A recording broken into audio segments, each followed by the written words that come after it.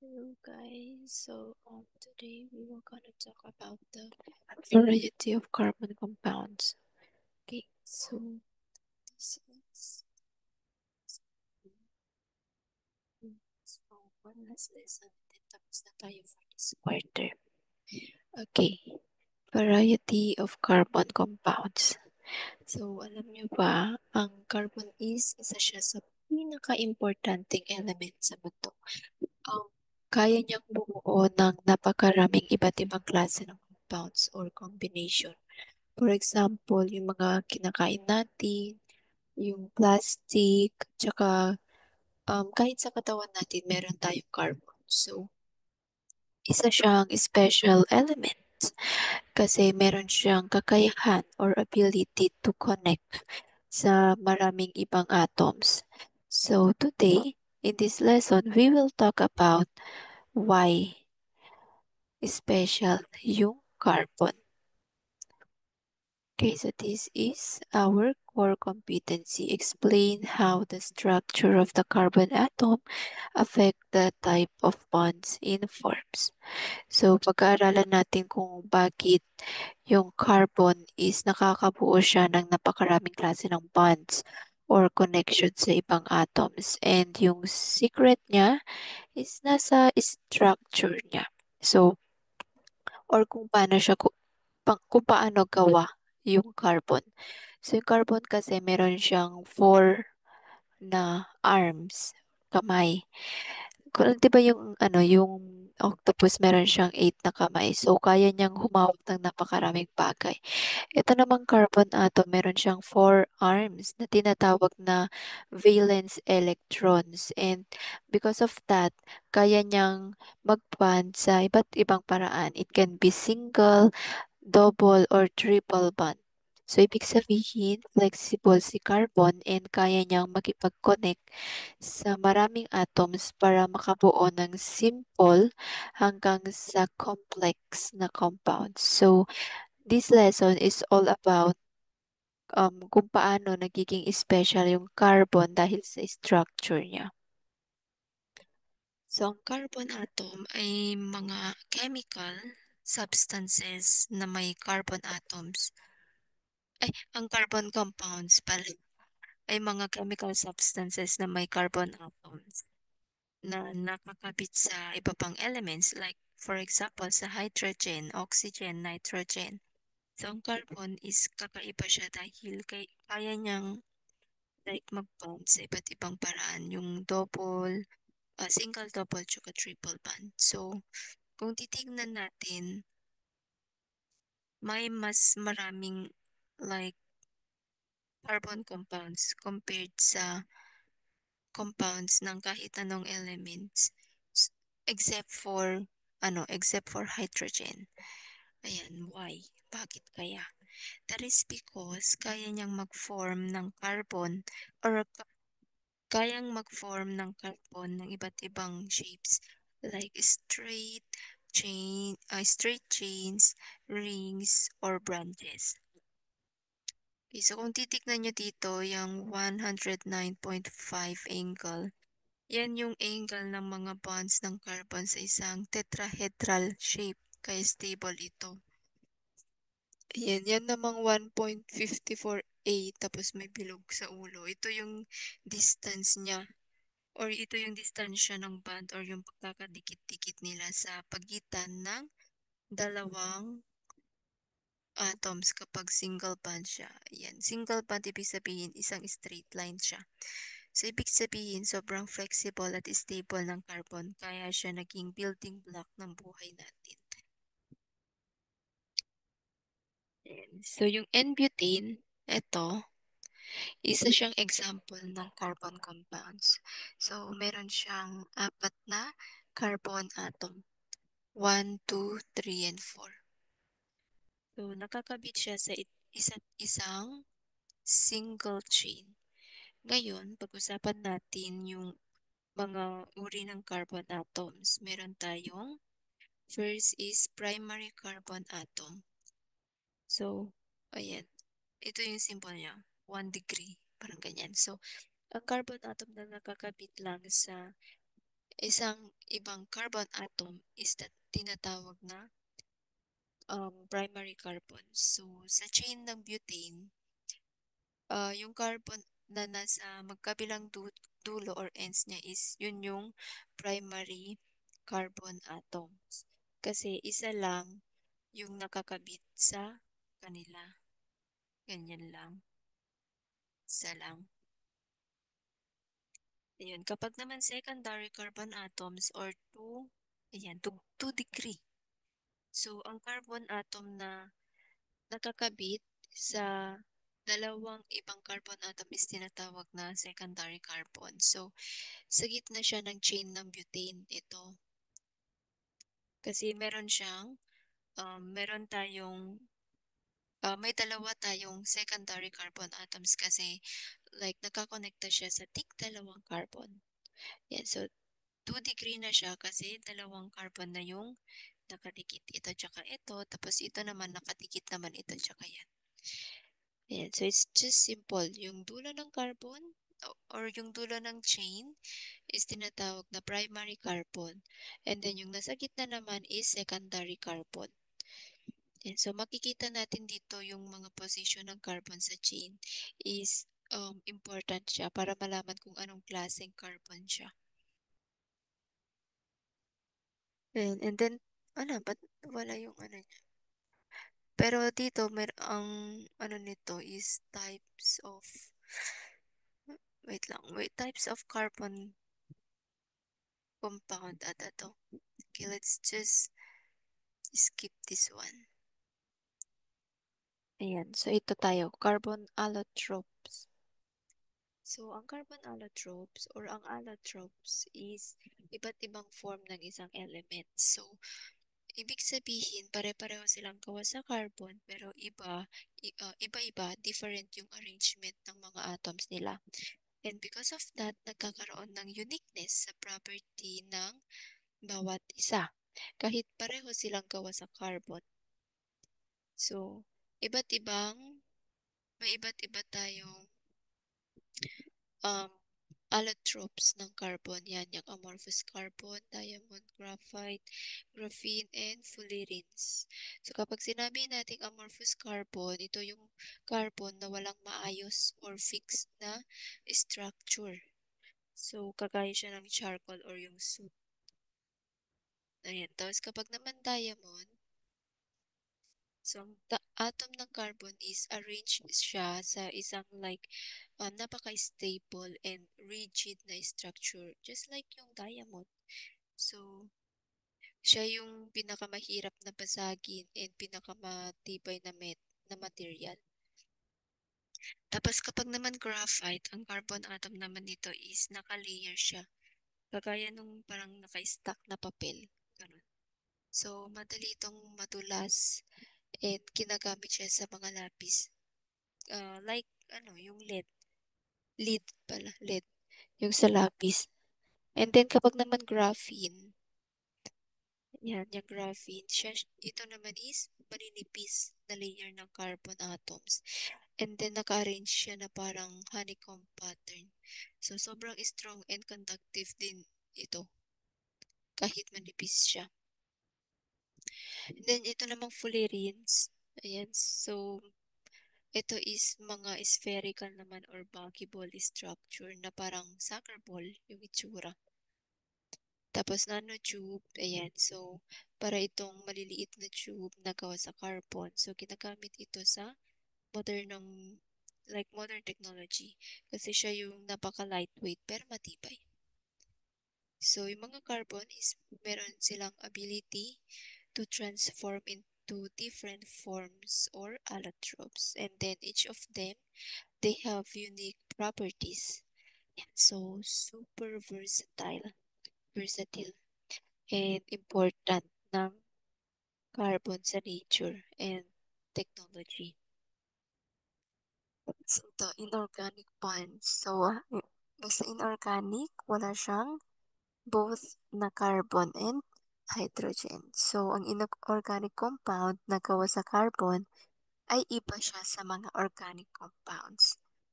And kadalasan, makikita yung mga ito sa mga minerals tsaka natural resources, or pwede din siyang gawin sa laboratories or labs. So, hindi sila naglalaman ng hydrogen and carbon bonds. Okay, kasi nga inorganic sila. Kapag organic, may hydrogen and carbon. Okay? So, examples ng inorganic compound, yung carbon oxide, like CO and CO2, or carbon monoxide and carbon dioxide. So, yung carbon monoxide, ito is nakakalason siya. Poisonous gas siya na nabubuo from incomplete combustion. Kapag naman carbon dioxide, ito yung gas na mahalaga sa photosynthesis ng halaman. So, need siya ng halaman and ina-exhale siya ng tao. And the next is carbonates. Yan. So, carbonates, yan, yung mga compound like CO3 group. Yan, CO3 kasama na dyan yung calcium carbonate or CaCO3. Ayan. So, yung CaCO3 or carbonate, makikita siya sa mga chalk, tsaka sa limestone and shells. And then next is oxalates. Okay, so ito yung mga compounds like barium oxalate. Barium oxalate ito. BaC2O4. So, ito is matatakbuhan siya sa mga minerals. And then, carbon sulfides. Ayan. Example nito is CS2 or carbon disulfide. So, ginagamit siya sa paggawa ng rubber. Next one, carbon nitrogen compounds like HCN or hydrogen cyanide. So, ito is poisonous gas din siya. And carbon halides. Yung mga carbon halides, mga compound wherein nakakabit siya sa carbon or nakakabit yung halogen sa carbon like chlorine or fluorine. And then carborane, carbonara, charing. In the carboranes, complicated siya na compound na may boron and carbon. So, ginagamit siya sa advanced materials. Okay, so ang carbon is hindi lang siya pang organic compound. So, nagiging part din siya ng inorganic compound na may iba't ibang gamit sa nature and technology. Okay, so, from the air we breathe hanggang sa mga materials na ginagamit sa mga construction or mga industries. The next one is organometallic compounds. So, kapag sinabing organometallic compounds, meron siyang special na klase ng compound wherein yung carbon is nakakabit sa isang metal atom. So, ang bond na ito is tinatawag na carbon-metal bond. And meron siyang important na job sa chemistry and sa industry. So, for example, yung um, tetraethyl lead, tetraethyl lead or PbCH2H54, ganyan. Okay, don't worry. Hindi ko naman ito ipapa-exam. I-explain ko na lang. So, pero ito ipapa-exam ko to. Yung tetraethyl lead, dati siyang ginagamit like for additive sa mga gasolina para mapaganda yung performance ng makina. Pero bihira na siya ngayon kasi toxic pala siya. And then meron tayong ferrocene. So, ang ferrocene, mukha siyang sandwich na may iron atom sa gitna ng um, dalawang hindi yan. Ito, dalawang carbon ring. So, para siyang sandwich ng iron atom sa gitna ng dalawang carbon rings. So, ginagamit ito sa research and for chemical reactions. And then last is yung ZZ salt. So, isa siyang compound na may platinum and carbon bond na important sa mga organometallic chemistry studies. So, ito pa yung mga ibang organometallic compounds. nickel, carbonyl. So, ginagamit siya sa purification ng nickel. And then, ito, iron pentacarbonyl. Isa siyang source ng iron sa ilang chemical processes. Then, meron din tayong molybdenum hexacarbonyl. So, ginagamit naman siya sa pag-aaral ng mga catalytic reactions. So, ang organometallic compound is important siya kasi ginagamit siya sa mga chemical reaction, like para gumawa ng mga bagong materials or products. And they are also the key sa mga some of the modern technologies like mga fuel additives, mga catalysts, and advanced materials. And next one naman is carbon alloys. So kapag carbon alloys naman is mixture ng carbon and iba pang metals. So ginagamit yung carbon para like mapatibay yung metal or mabigyan siya ng bagong property. Kaya important siya kasi important siya sa paggawa ng mga materials like steel or yung mga cast iron. Yeah. So the question here is, paano nga, paano napapasama ang carbon sa metal? Paano ba nila ginagawa yun? How can they mix it? So, meron tayong process na tinatawag na smelt or kapag nag-smelt or nag-process ng pure metal gamit gamit ang coke, gamit yung coke. So, ang nangyayari, yung coke is isa siyang uri ng carbon fuel. So, natural na sumasama yung carbon sa metal kapag nangyayari yung smelt. So, ang nagiging resulta nito is nagiging mas versatile and matibay yung metal. So, yung mga kinds or common types of alloys, ayan yung steel. So, combination siya ng iron, which is metal, and carbon, which is non-metal. So, ginagamit siya sa mga construction, sa mga tools, sa transportation. Kasi matibay yung steel. Next one is yung bronze. Combination naman siya ng copper, which is a metal, and tin, which is a metal. So, ginagamit siya sa statues, coins, and mga new musical instrument. And then we also have brass. So, ang brass, copper siya. Combination siya ng copper, which is a metal, and zinc, which is also a metal. So, ginagamit siya sa decoration, also sa musical instrument, and sa mga locks. So, madami pang like uses or madami pang ibang metals na may carbon like aluminum, chromium, and zinc. So, yung mga ito naman is pwede siya magkaroon ng carbon dahil sa smelting process. So, kapag sinabi carbon alloy like steel is, it is really important sa mga like everyday life natin. Kasi dahil dito, nagiging mas flexible, nagiging mas matibay yung mga metals. So, that is the reason why favorite siya ng industry and ng construction. And the next one is name of carbon compounds. So, ang carbon compound is meron siyang iba't ibang klase. It depends sa mga elements na nakakabit sa carbon. So, dalawa sa mga carbon is carbides and carbon halides.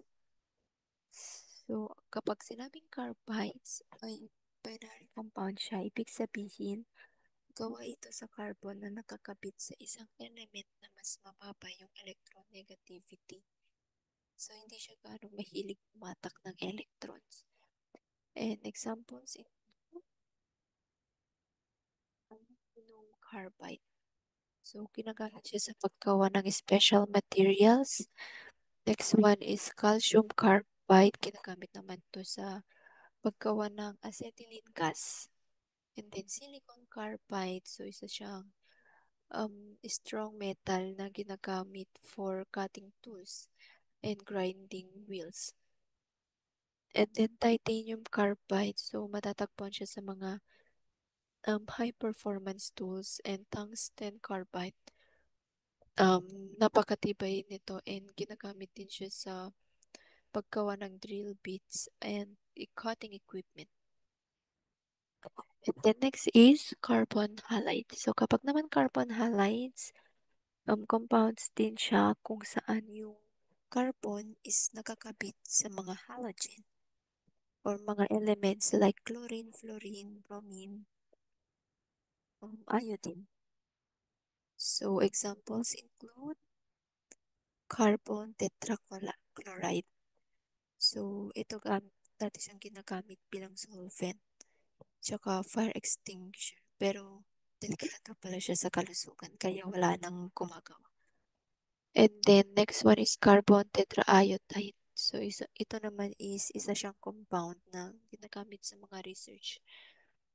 So kapag sinabing carbon compound like carbides and carbon halides is mga important, meron silang important role sa industry. Ayan. So from like making strong or matitibay na tools hanggang sa mga chemical processes. So, iba't ibang elemento yung pwedeng isama sa carbon kaya sobrang flexible niya. Ayan. Next one is carborines. Carbon, carbonara. So, kapag carborines naman is isa siyang mga molecular cluster siya na binubuo ng carbon and ng boron atoms. Carbon, boron. Okay, so para silang clumps ng atoms na may special structure and ginagamit siya sa mga iba't ibang application like sa medicine and sa nanotechnology. So meron siyang like mga katangian or characteristics. Ayan. So sa composition niya, meron siyang carbon which is C and boron which is P atoms. And then kasama rin yung hydrogen H. For example, to H2C2B10H10. So, meron din siyang iba't ibang structural forms. So, meron siyang ortho, carborane, 1, 2. Yan. So, ito is closely bonded carbon atom siya. Then, meron din tayong metacarborane or 1, 7. So, mas malayo yung pagitan ng mga carbon atoms dito. And then, sa para naman or para carborane or 1, 12. So, ito yung pinakamalayo yung pagitan ng carbon atoms. And then, ang mga carborines is stable din siya and versatile. So, napakatibay ng mga carborines. Kaya ginagamit siya sa paggawa ng mga heat-resistant na materials and sa pharmaceutical. And last one, so how the carbon atom affects the type of bond and form. So, ang carbon atom is unique dahil meron siyang 4 valence electrons. Yan, ganyan. Sa outer shell niya. So, kailangan pa nito ng 4 na electrons para mapuno yung outer energy level niya. Kaya, kayang-kaya niya or kaya niyang mag-form ng 4 na covalent bonds sa iba't ibang atoms. So, kapag sinabing covalent bonds or covalent bonds, is isa siyang uri ng chemical bond na nangyayari sa pagitan ng mga nonmetals. So, sa ganitong bond, nagsasalo siya ng electrons and dalawang atoms para maging stable. So, because of that, yung carbon is maaari siya makabuo ng maraming compounds. Ganyan, from the simple lang na methane which is CH4 hanggang sa napaka-complex na organic molecules like mga DNA. So, sa electron dot,